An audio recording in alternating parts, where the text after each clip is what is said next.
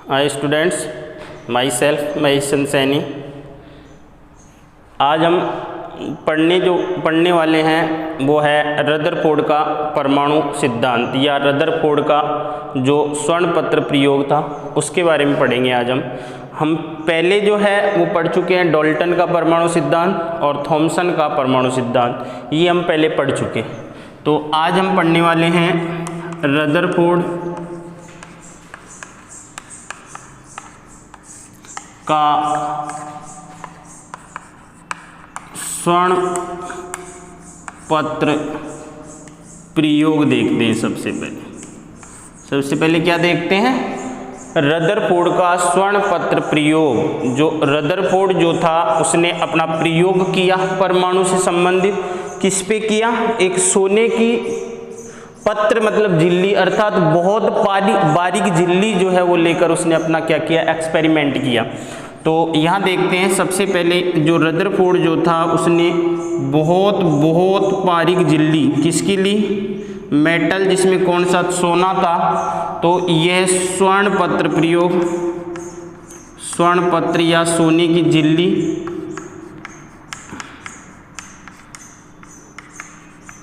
और ये झिल्ली कितनी बारीक थी? 10⁻⁻⁹ मीटर या अपन इसको बोल सकते हैं 100 नैनोमीटर पतली झिल्ली थी। किसकी? सोने की। अब इसने क्या किया कि इस सोने की झिल्ली पर किसकी बमबारी की? बौछार की, अल्फा कणों की। तो ये क्या किया? इस पर अल्फा कणों की बमबारी करने के लिए क्या चाहिए अपन को? अल्फा कण स्रोत तो चाहिए। यहाँ पर क्या है रख दिया उसने? अल्फा कण स्रोत। तो यहाँ पर कोई परमाणु है जिसके द्वारा अल्फा कणों का क्या किया जाता है? उत्सर्जन किया जाता है, उत्पन्न किया जाता है। तो ये रेडियो एक्टिव परमाणु भी हो सकता है जिसके द्वारा क्या उत्पन्न किए जाएंगे? अल्फा कण उत्पन्न किए जाएंगे। तो ये जो है ये क्या है? अल्फा कण उत्पन्न, अल्फा कण स्रोत, जिसके द्वारा क्या किया जाएगा? अल्फा कण उत्पन्न किए जाते हैं। हम यहाँ पर देख लेते हैं ये अल्फा कण क्या है। ये अल्फा कण जो है ये क्या है? हीलियम के नाविक। क्या है ये? हीलियम जो परमाणु है, हीलियम के नाविक जो होते हैं और इनके ऊपर आवेश क्या होगा? नाविक आवेश जो होता है वो क्या होगा? +2। क्यों?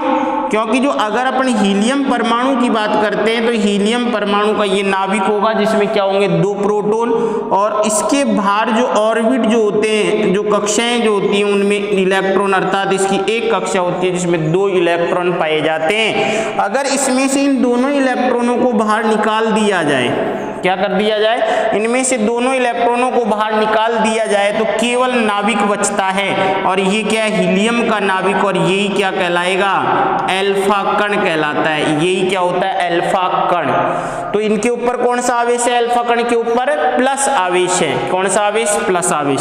अब देखो, अब उसने क्या किया? जैसे अल्फा कण किसके ऊपर जाके गिरेंगे? सोने की झिल्ली के ऊपर जाके गिरेंगे। और तो सोने की झिल्ली पर जाके गिरने के पश्चात अल्फा कण कहाँ जाएंगे? उसको देखने के लिए इसके चारों तरफ क्या लगा दिया? एक जिंक सल्फाइड से लेपित पर्दा रख दिया। किससे लेपित? जिंक सल्फाइड से। जैसे जिंक सल्फाइड के ऊपर जाकर सोने के कण गिरते, वो अल्फा कण जाकर गिरते हैं तो ये अल्फा कण टकराकर क्या उत्पन्न करते हैं?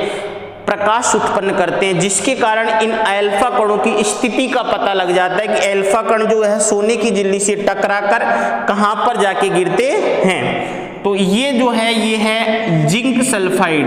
क्या है? जिंक सल्फाइड से लेपित पर्दा। अब क्या देखो, अब जैसे ही क्या किया जाएगा? इसके द्वारा अल्फा कण उत्पन्न किए जाते हैं। क्या उत्पन्न किए जाएंगे? अल्फा कण। और ये अल्फा कण जो हैं ये कहाँ जाके गिरेंगे? सोने की झिल्ली पर। और सोने की झिल्ली पर जैसे अल्फा कण, ये सोने की झिल्ली बहुत बारीक, कितनी? 100 नैनोमीटर पतली सोने की झिल्ली है। तो इस सोने की झिल्ली से अल्फा कण टकरा कर क्या होंगे? ये अल्फा कण, कुछ अल्फा कण जो हैं ये तो सीधे निकल जाएंगे, कुछ अल्फा कण जो है उसने क्या देखा? कुछ अल्फा कण जो है कुछ कोण पर विक्षेपित हो जाते हैं। और इस तरीके से। और क्या देखा उसने कि कुछ लगभग 20,000 अल्फा कणों में से एक अल्फा कण ऐसा भी था जो जैसे गया इस पथ से गया और इसी पथ से टकरा कर क्या हो गया, वो वापस अर्थात 180 डिग्री के कोण से विक्षेपित हुआ, विक्षेपित और वापस लौट आया।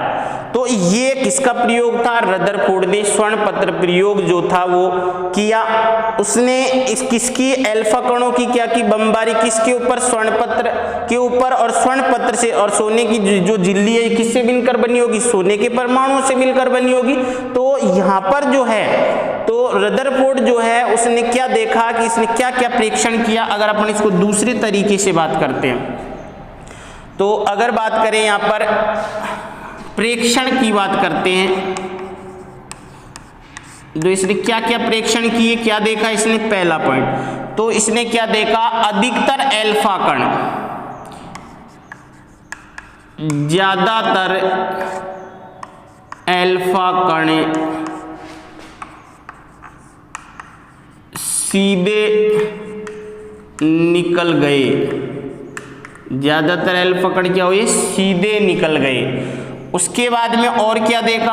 कुछ अल्फा कण जो हैं, कुछ अल्फा कण कुछ कोण से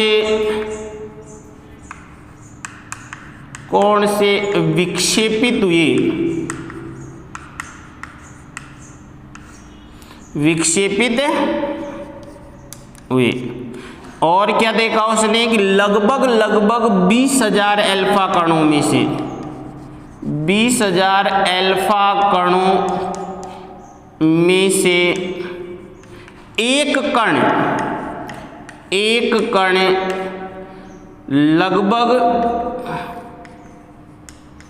180 डिग्री के कोण से विक्षेपित हुआ।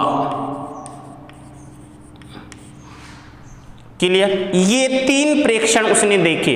क्या देखा? सबसे पहले ज्यादातर अल्फा कण जो है वो तो क्या निकल गए? सीधे ही निकल गए। कुछ अल्फा कण जो है कुछ कोण से विक्षेपित हुए, तो ज्यादातर अल्फा कण तो कहाँ निकल रहे हैं? सीधे निकले। कुछ अल्फा कण कुछ कोण से क्या हुए? विक्षेपित हुए।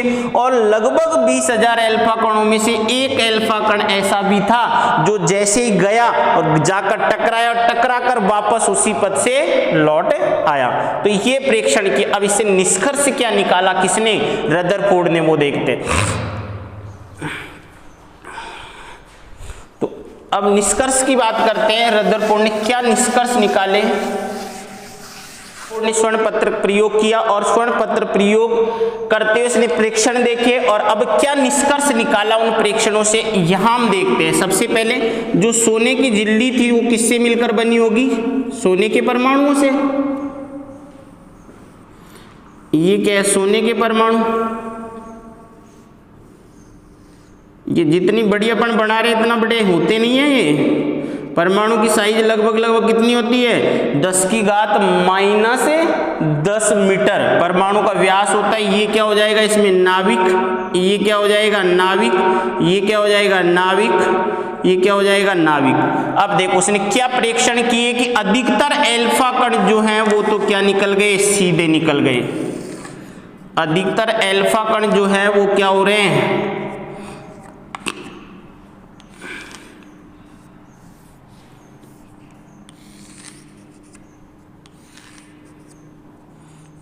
अधिकतर अल्फा कण तो क्या हो रहे हैं? सीधे निकल रहे हैं। कुछ अल्फा कण जो हैं, जैसे कुछ अल्फा कण जो नाभिक के पास से गुजरेंगे, वो नाभिक के पास से गुजरने के साथ ही कुछ कोण पर क्या हो जाते हैं? विक्षेपित हो जाते हैं।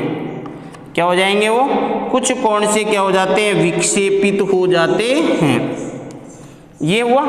और लगभग 20,000 अल्फा कणों में से एक अल्फा कण ऐसा था जो जैसे ही टकराया और टकराकर वापस उसी दिशा में क्या हो जाता है, वापस लौट आता है। तो इससे क्या निष्कर्ष निकले, देखो जैसे अपन परमाणु की बात करेंगे तो रदरफोर्ड ने क्या निष्कर्ष निकाला, पहला कि परमाणु का अधिकतर भाग क्या होता है, खोखला होता है। परमाणु का अधिकांश भाग खोखला, कौन सा ला, खोखला होता है। परमाणु का अधिकांश भाग कैसा है, खोखला होता है। क्लियर। तो देखो जैसे अपन क्यों ऐसे कैसे पता लगा कि जब परमाणु में के अधिकतर अल्फा कण जो थे वो अधिकतर अल्फा कण तो क्या हो गए, सीधे ही निकल गए, उनके ऊपर कोई प्रभाव नहीं पड़ा इससे। और अल्फा कण के ऊपर ये क्या है, प्लस हीलियम के नाभिक थे, प्लस चार्ज है या नहीं है। अब देखो जैसे जैसे अल्फा कण, कुछ अल्फा कण ऐसे थे जो कुछ कोण से विक्षेपित हुए, तो उससे क्या अनुमान लगा कि जैसे ही अल्फा कण जो है नाभिक के पास से गुजरे होंगे तो उनके ऊपर कौन सा बल कार्य किया होगा, क्योंकि ये प्लस और ये प्लस दोनों के ऊपर समान आवेश है और समान आवेश के कारण ये क्या हुए, प्रतिकर्षित हुए और प्रतिकर्षण के कारण ये क्या हो गए, इससे दूर भागे। तो इसके कारण क्या हुआ कि यहां से क्या सिद्ध होगा कि परमाणु का जो जैसे ही जो अल्फा कण, दूसरी कंडीशन क्या थी, अल्फा कणों के जो कुछ कोण से विक्षेपित हुए उनके मध्य में कोई बल कार्य करता है, अर्थात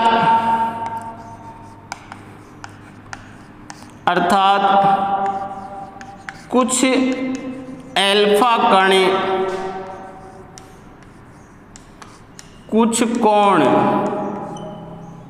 से विक्षेपित होते हैं,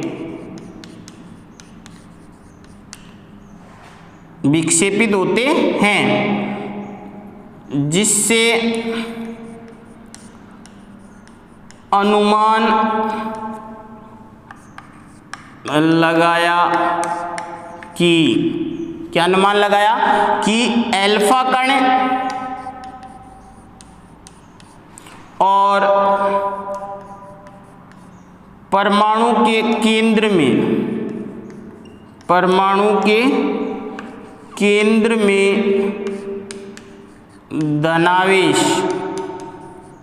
के कारण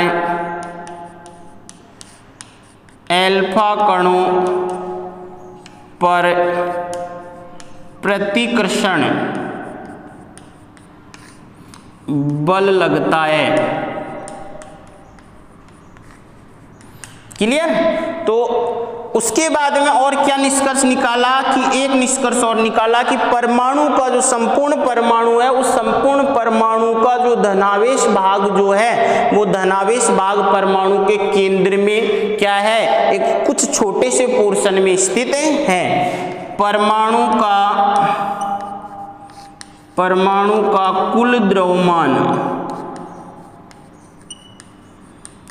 द्रव्यमान तथा धनावेश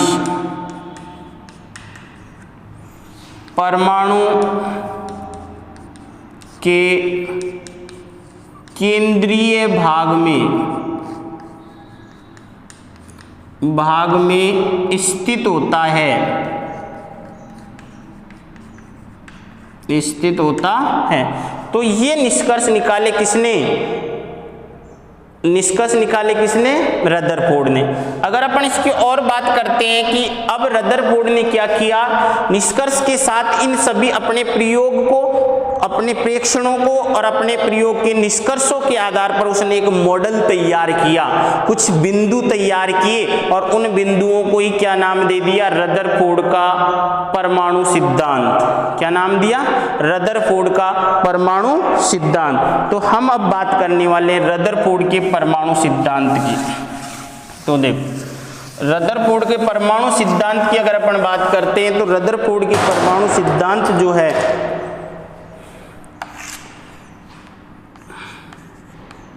रदरफोर्ड का परमाणु सिद्धांत। ये रदरफोर्ड के परमाणु सिद्धांत से रिलेटेड पॉइंट जो है वो क्या कहते हैं। सबसे पहले कि रदरफोर्ड ने क्या कहा कि परमाणु का संपूर्ण धनावेश जो है वो परमाणु के केंद्रीय भाग में स्थित होता है, जिसे क्या कहा जाता है, परमाणु का नाभिक कहा जाता है। तो इसने क्या कहा, परमाणु का कुल धनावेश तथा द्रव्यमान परमाणु के केंद्रीय या केंद्र में स्थित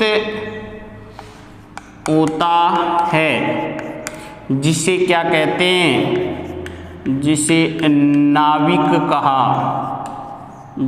नाभिक कहते हैं।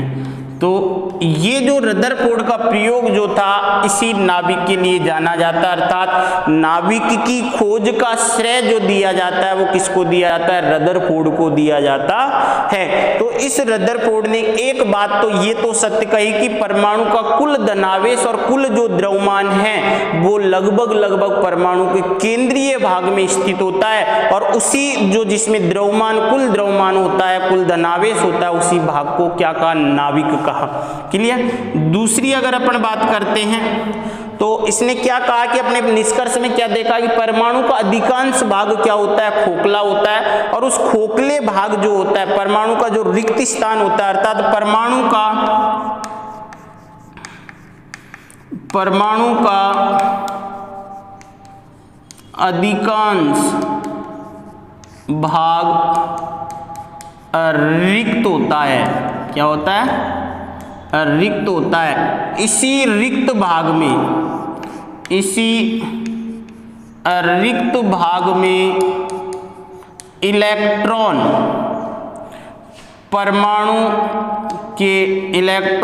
परमाणु के नाभिक के चारों ओर वृत्ताकार पथ में चक्कर लगाते रहते हैं। ये बात किसने कही, इसने। परंतु ये बात आगे जाकर क्या हो जाएगी, गलत सिद्ध होगी। तो परमाणु का अधिकांश भाग क्या होता है, रिक्त होता है, और इस रिक्त भाग में तो इसने क्या कहा कि जैसे अपन बात करते हैं कि परमाणु का जो रिक्त भाग होता है ये नाभिक हो गया, तो इसी रिक्त भाग में इलेक्ट्रॉन कहीं भी क्या कर सकते हैं, एक वृत्ताकार पथ में चक्कर लगा सकते हैं। तो ये कहीं भी इसमें क्या कर सकते हैं, वृत्ताकार पथ में चक्कर लगा सकते हैं, और जिसे क्या कहा जाता है, ऑर्बिट या कक्षा कहा जाता है। तो तीसरी अगर अपन बात करते हैं कि परमाणु जो होता है, उस परमाणु के अंदर परमाणु उदासीन होता है। ये बात तो जे थॉमसन ने भी कही थी, अर्थात परमाणु के अंदर